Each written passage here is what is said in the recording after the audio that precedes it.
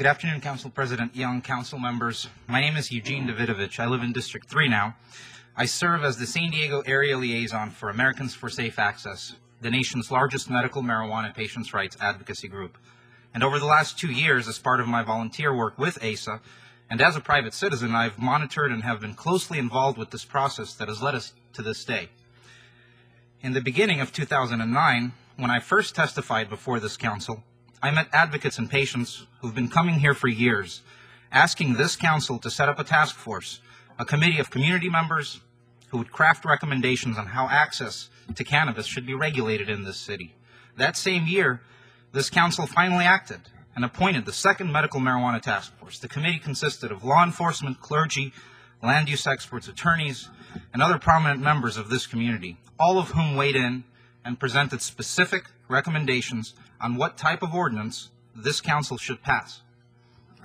Their recommendations were strict, they were fair, and they were something the entire community could live with.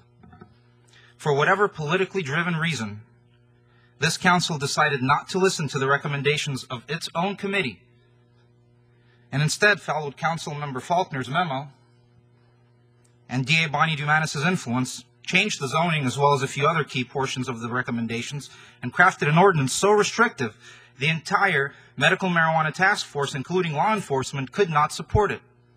In fact, support for this ordinance and the recommendations for even further restrictions only came from the county's anti-medical marijuana DA, Ms. Dumanis, as well as our local unregistered paid lobbyist, Scott Chipman, along with his clan of paid prohibitionists over there. By the way, the Ethics Committee is currently investigating Mr. Chipman's political practices. If they vigorously investigate, as they should, Mr. Chipman could face upwards of $300,000 in fines, which would make him a single largest violator of campaign disclosure laws in San Diego's history.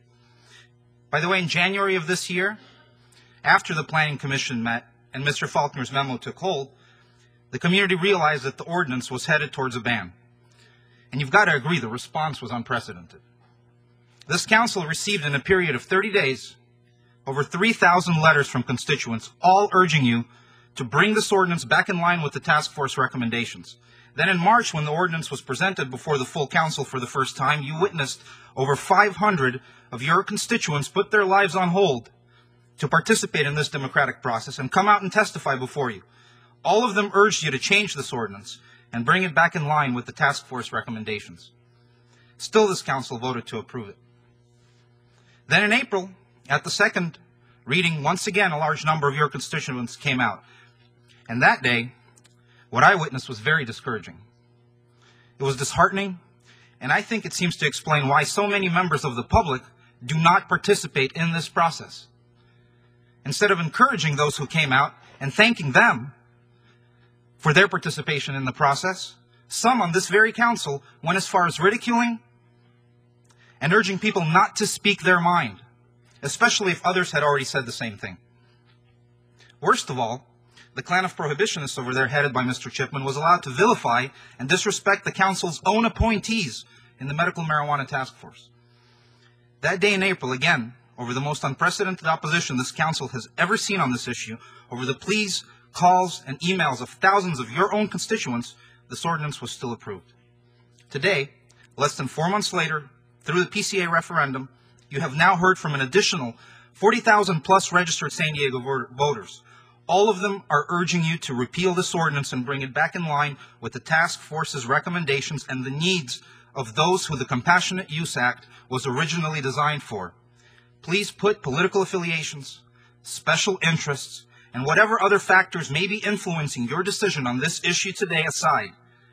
Please consider instead the overwhelming scientific evidence that supports therapeutic use of cannabis, the actual crime statistics right here in San Diego that prove that even unregulated dispensaries do not increase crime, the hundreds of thousands of voters who support safe access, and the thousands of sick and dying patients who reside and vote right here in San Diego and rely on this medicine as a safe and healthy alternative.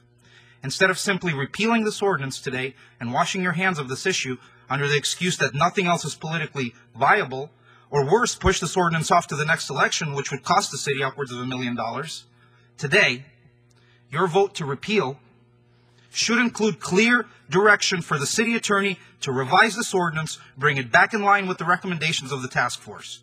Councilmember Alvarez, Councilmember Gloria, we need your leadership on this issue. Let's see a motion of this nature on the floor today, and let's bring clarity to safe access once and for all in San Diego. Now, I realize that today's meeting will pass and that other more pressing issues will occupy your agenda, but please keep in mind, if nothing is done, thousands of sick and dying patients will be left at risk and would ultimately be hurt by lack of reasonable regulations. 15 years is long enough to wait for clarity. It is in your power to fix this today. Please do the right thing. Thank you for your time.